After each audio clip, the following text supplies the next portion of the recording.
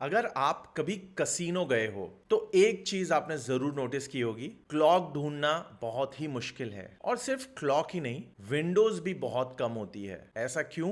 क्या सिर्फ ये एक डिजाइन का पार्ट है? नहीं, ये साइकोलॉजी का भी पार्ट है। कसीनोज का सबसे वैल्यूएबल प्रोडक्ट गैम्बलिंग नहीं होता, आपका टाइम होता है। जितनी देर आप अंदर रहोगे उतनी देर आप गेम्स खेलोगे, और उतना ही कसीनो का मैथमेटिकल एडवांटेज बढ़ जाता है। साइंस बताता है कि हमारा ब्रेन डे लाइट क्लॉक्स और बाहर के एनवायरनमेंट से टाइम का अंदाजा लगाता है। जब ये सारे सिग्नल्स हटा दिए जाते हैं तो टाइम का एहसास धीरे धीरे कम होने लगता है। लेकिन ये सिर्फ एक ट्रिक नहीं है, कसीने का लेआउट भी केयरफुली डिजाइन किया हुआ होता है। सीधे रास्ते कम होते हैं, घूमते हुए पाथवेज ज्यादा, हर टर्न पर नए गेम्स डाल दिए जाते हैं, नई लाइट्स होती है, नई एक्साइटमेंट, और फिर आता है मैथमेटिक्स। हर गेम में कसीनो के पास एक छोटा सा स्टैटिस्टिकल एडवांटेज होता है, इसे हाउस एज कहते हैं। इसका मतलब ये नहीं है कि कस्टमर कभी जीत ही नहीं सकता,